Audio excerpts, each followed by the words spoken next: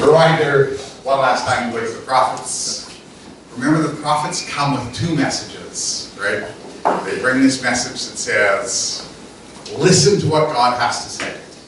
Start obeying, stop disobeying, that kind of, the image we have of the prophets with this pointing finger.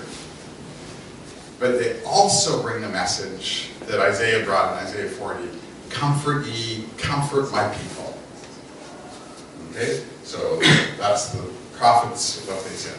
And specifically we thought about Jonah, and Jonah comes with this message to the first of those messages to the Ninevites saying, repent or God is going to destroy you. Right? And Jonah wasn't pulling punches, he wasn't gentle and soft. He said, God will destroy you unless you repent. And he gave them a time frame. How many days? 40 days. Yeah. God didn't say, I will destroy you today. He gave them 6 weeks to think about what they were doing, and the people of Nineveh did. They repented and turned from their sins and turned to God and were forgiven. Jonah wasn't happy, but he wasn't the kind of person who wanted good things to happen to other people. So this is, we looked at the parable in the New Testament of the unforgiving debtor. The Lord said to him, you should have given the same mercy I gave to you. Right? That's what God calls us to do. And that's why it's so important to remember that we are bad people. It's so important to remember that we are not deserving of God's grace. We're not good enough to be forgiven. But God chose to forgive us, just like we are supposed to forgive all those people around us who do all those things that hurt us, right? Forgiveness is a major, major point in the Bible. And you've heard me preach about it lots of times, and you will hear me preach about it again, because it's so important. Okay? Moving on to today. English quiz time. New Year's Day. New Year's with an apostrophe. New Year's with an apostrophe after yes. Which is the correct? It sounded like behind my vision. Catholic sound. Which is the correct thing here? Who votes for this one as correct? No. Who votes for this one as correct? Okay. Who votes for this one correct? This would only be correct if there was more than one new year in the year. Well, I would say this one is correct. Thanks. Because there is more than one new year in the new year, right? What are they? Next. Oh, more. Next page. There's January 1st, right? January 1st is a new year. No question. It's when the calendar changes, right? And then there's Ujong, right? And you know now that, by now hopefully, that I cannot pronounce so now, and how people know what I'm talking about, so I always say Ujong. And then I think the third New Year, the third New Year's Day of the year, is tomorrow. The first weekday after March 1st, because that's when school happens, right? And for those of you who are young enough to be in school, I'm sorry to remind you of that truth, that tomorrow school starts. Those of you who have children at home, who will be not at home starting tomorrow, I'm happy to remind you that school starts tomorrow, right? We're going to be looking, because this is March, we're going to be looking at two things. Back to school, but to parallel that, for us in Jamé, we're going to be looking at back to work. There's a school, I think, in Busan, and is that the Samsung headquarters? It feels like the Samsung headquarters. Is that where you work? Your office? Where are you? Tell me where to stop here. Corner? But I thought, probably lots of people work at Samsung. So. Okay, so we're going to be looking at, for the little kids, back to school. But you know what, I'm going to quickly go over what I do with the little kids so you know what they're hearing. Because it's kind of applicable to you. But we're going to focus on back to work and what the Bible has to say about work life, right? This is specifically going to focus on people who are working out in a job, but the same things apply to those of you who are working at home. The same kind of ideas apply. In school, we're talking about cheating and wasting time and success and bullies. Now, all of those things exist at work too, right? Cheating occurs and wasting time. When we're grown-ups, we call it managing time, right? Success is always, and bullies, there are bullies at work, right? There are people at your work who are bullies towards you or to other people, but we're going to focus on temptations and how to deal with the work for that. So, let's move on, and let me tell you about this. I don't know if you remember a while back I showed you that I'm pretty good at mathematics, right? I can do calculations in my head and stuff. But when I got to university, I discovered that I was not good at calculus. Okay? Calculus is the stuff you have to do after if you've never taken it. It's a horrible waste of time. I'm sorry to say that to people who studied it and did well at it. It's just this complete waste of time. So I made it through my first calculus course in university based entirely on the fact that I was very good in high school math. My second calculus course in university, I just made it through, but I really didn't understand anything. So I came back my second year, right, because we third semester, and I came back and I registered for calculus because I had to, because I was in a course that required calculus. And I went through the course, and after about 3 weeks, I realized that I did not understand anything that was happening in the class. And I kind of skipped a few more classes and then got further and further behind. And eventually, I arrived at the final exam because I kind of figured, oh, I'll let my brain solve this for me. I can figure it out in the last week or two. Everything will be fine. It's okay. And I went in and sat down for the final exam. And our final exam was held in a huge gymnasium with about 20 or 30 different classes. And they'd make one long row for each class. And so you had to look and see, calculus, I think it was 301 maybe, whatever, calculus course it was. And I went and I sat down in my row, and I looked at the paper in front of me, and there was stuff like this, right? And I recognize this thing. This is a derivative, right? And over here is an integral. But I had never seen them stack 3 integrals. What are they doing? There's something wrong with them. You know, we can only do one at a time. Because I had really not paid any attention to class and not learned anything. And I turned to my friend and I said, I think we're in the wrong row. But apparently we weren't. And at my university, they graded on a 9 system out of 9. Not a B or whatever. I was graded out of 9. And in that class, I achieved, as far as I know, I'm the only person ever in history to achieve a 1 in a class. I can't imagine what the teacher, when he got it, what is this person, I didn't know anything at all. But I did learn in calculus this idea next. The idea of the integral, right?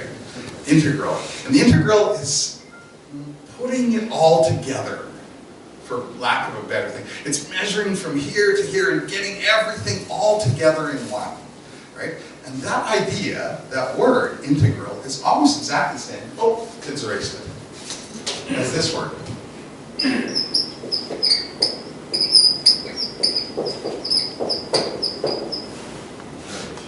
Integrity. We also use integrated, right? So a company can offer integrated services. And it means all together, all at once, all put together in one. And so this idea of being all put together, I didn't understand the mathematical part of integrity, but I do understand a little bit about integrity and what we're supposed to do. So we're going to be thinking today about integrity, which is really the opposite of cheating, which is what we're talking about. So next page. I want to start with a couple of examples of people who had or didn't have integrity. You decide whether this guy had integrity. I don't know if you can read here. That's Pete Rose. Pete Rose is the greatest hitter in Major League history. He hit the most, not the most home runs, but the most hits. He got on base the most times. He was the best switch hitter. He has all sorts of records. When I was growing up, he played for the Cincinnati Reds, and they were the unbeatable best team in baseball, one of the greatest teams in baseball. And now, because it's a baseball player, you expect me to say he was using steroids and that kind of thing. No, that wasn't how his failure of integrity happened. Pete Rose, what he did is he bet on his own team. He would bet money on it.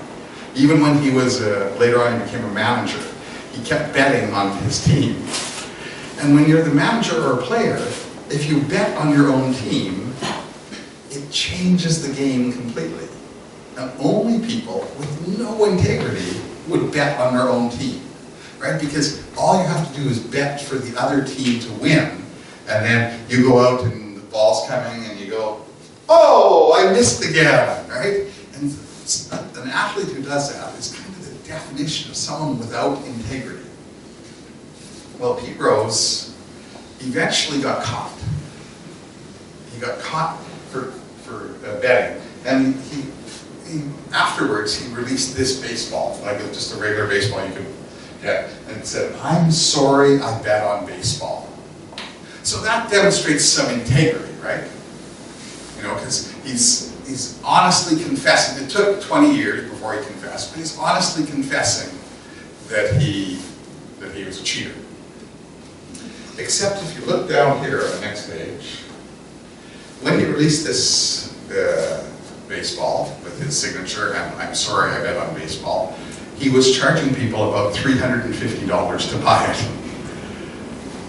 To me, that's not a person who is really sorry they bet on baseball. If they're charging you $350 for a piece of leather with their name and "I'm sorry I bet on baseball," he didn't have any integrity at all. He's still not allowed to ever be in the Baseball Hall of Fame, and I think that's good, because he doesn't deserve to. He's a guy whose baseball life had zero integrity. He cheated, he bet on himself, and then when he finally got caught and was forced to admit it, he cynically took advantage of it and sold people these baseballs for hundreds, made thousands of dollars off of it. A guy with not very much integrity. A lot of sports integrity, he worked very hard, he was very, but outside of it, he just had no integrity at all.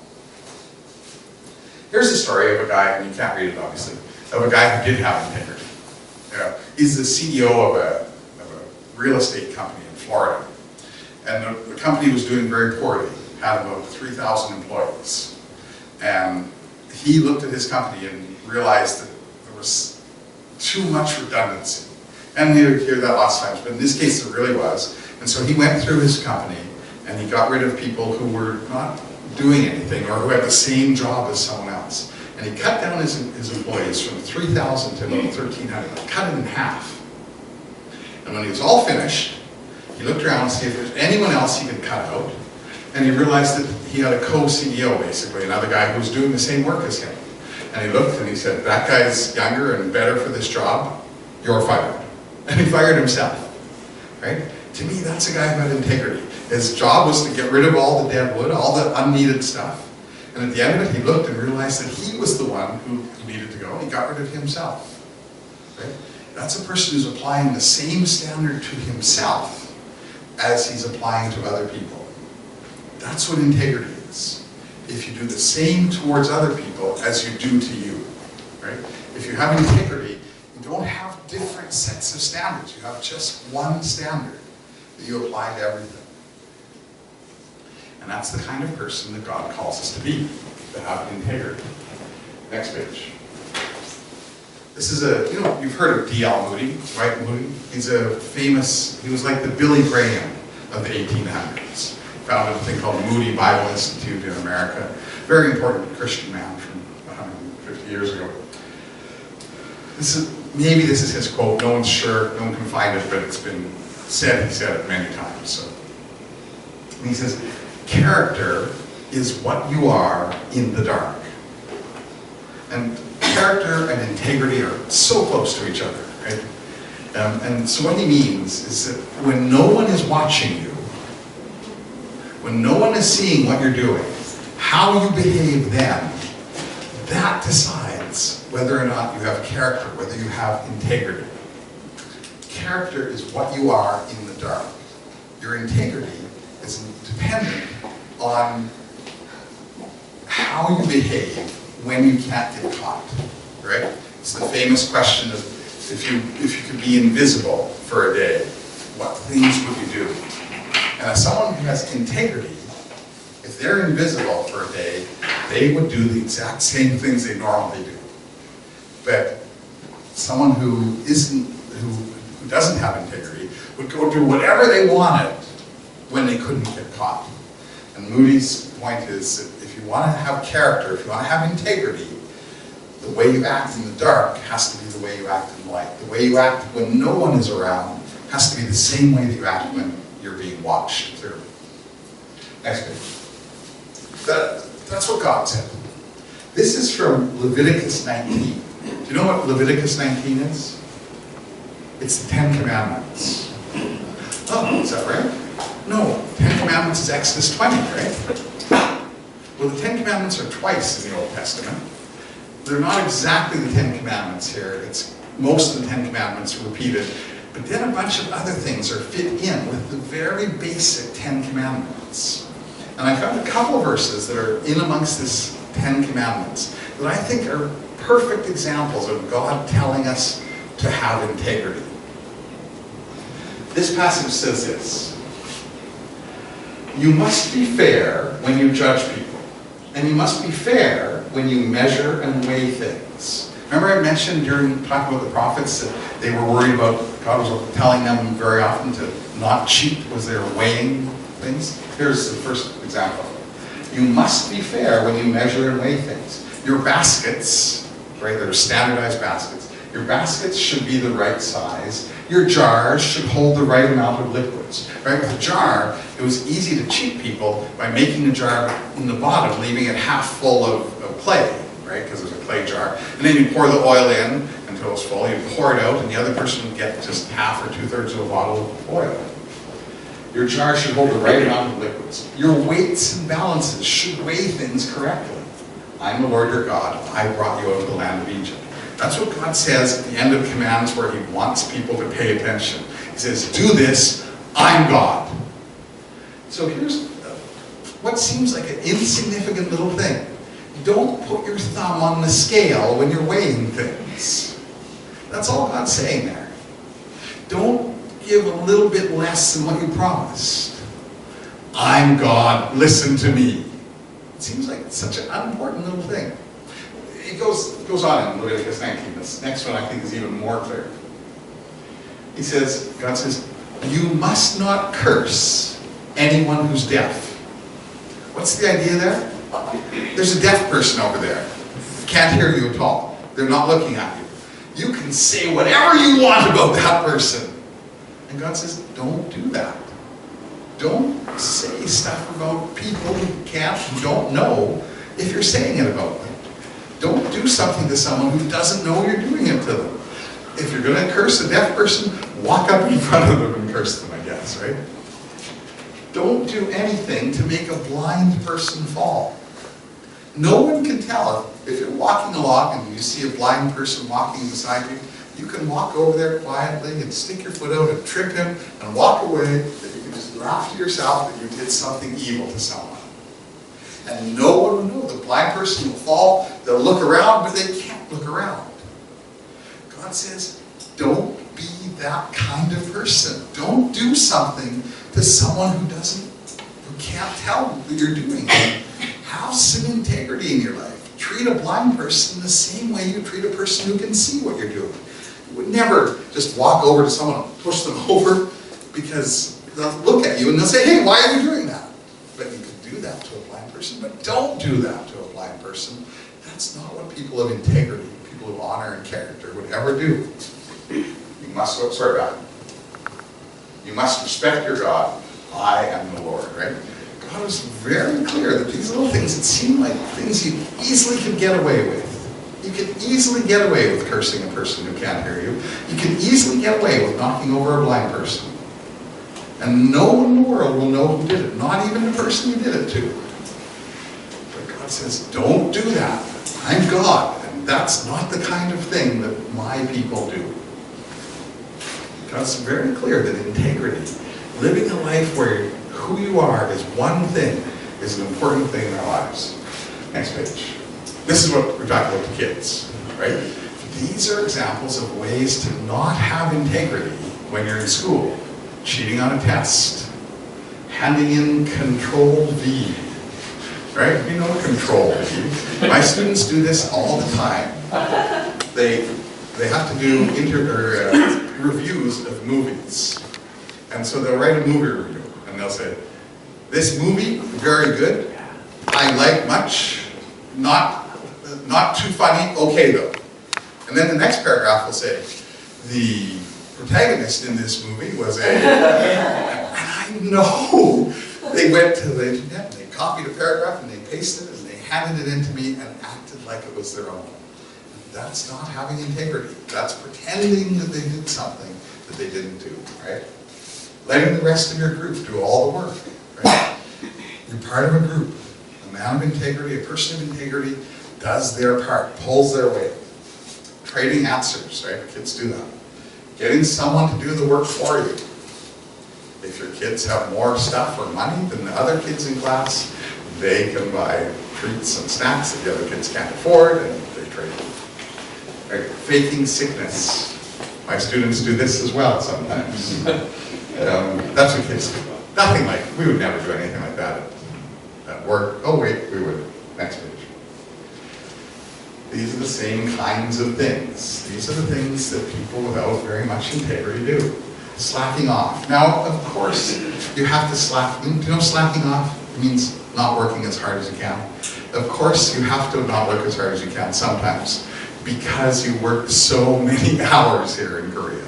So, of course, some of your 2,300 hours of work, some of them have to be slacking off hours. But you know the people who, and sometimes you know you just don't do very much for too long a time, slacking off.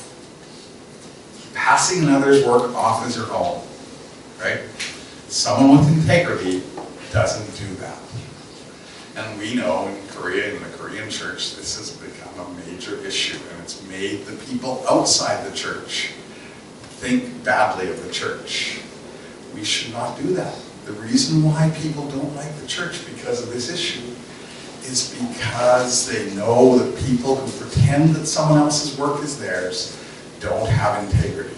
That's the problem. People can tell, right?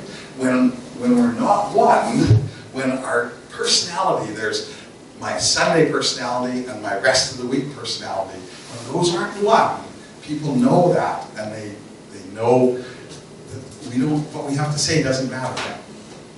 Letting the rest of your group, just like the kids, do all the work. Stretching the truth on expense reports, right? This is a temptation always. That's why it's good that we have to hand in receipts. And this is a quote from, I think, Jerry Seinfeld. He says, "The office, I think of it more as a free stationery store with snacks," right? Sometimes that's what work is, right? A place where you go and you hang out with your friends, and there's free stationery, all the Post-it notes you can imagine, and staplers and everything else you want. You just put them in your briefcase, bring them home. Oh, and there's snacks, so you eat them. And you know, if that's the way you're working, the person who you say you are and the person who people see, there's not integrity between them. They're not one. They're not one thing. The reality is, for those of us who are Christians, and people know it as they hear you talk about church, or they wonder why you don't drink enough with them, they figured out you're a Christian. We are in this world where people look at us and judge whether the things we do have integrity or not. And in our workplace, we need to be people of integrity. So we need to not do this stuff. This is all the areas where we fail. And when we do it, when we fail in these ways, it turns people off from Christianity. It makes people not believe in Jesus. Don't be that kind of person. Develop integrity. Next page. Here's a couple of notes that kind of come back to, or verses that come back to. Don't be fooled. Bad friends will ruin good habits. Come back to your right way of thinking and stop sinning. This Titus here finishes it perfectly. Next page. Paul's talking to Titus, and he's saying, in everything, set them or show them an example by doing what is good. In your teaching, the things you say have integrity, show integrity, right? I was researching and found an interesting story about a teacher talking to his class. And he just couldn't get them to pay attention. He was talking about the environment or something like that, and he was going on and on about the environment. And the class were just basically ignoring him. And finally, he gave them like a 5-minute long lecture about the importance of what he was saying. If they didn't pay attention, the world was going to fall apart because they were just more people who didn't understand how important the environment was. Went on and on, and he finished his lecture, and one of the kids put his hand up and said, "Sir, do you recycle?" And the teacher realized that he couldn't say anything because he didn't recycle. And he'd been telling them that recycling was so important, but he wasn't a person who recycled. As Christians, we say that God is important and that He's important in our lives. And then we don't live like it. We don't live so that what we say and what we do match. So there's no integration between our faith and our lives. And when we do that, the people put their hands up and say, "Sir, do you love? Do you care? Do you worship? Do you follow God?" And when we can't say yes to those things, they just ignore us. And they ignore us rightfully so. They should ignore us. If we don't have integrity, no one should listen to us. This is a sermon not for you. This is a sermon for me. And I mean for you too. But we all need to develop integrity. We need to have the person who we say we are and the person who we are match exactly. And that's what that little integral sign reminds me. It reminds me of my inability to understand calculus, and that I should have an integrated life. That who I am and who I say I am should match. And that's the challenge for today. Let's pray and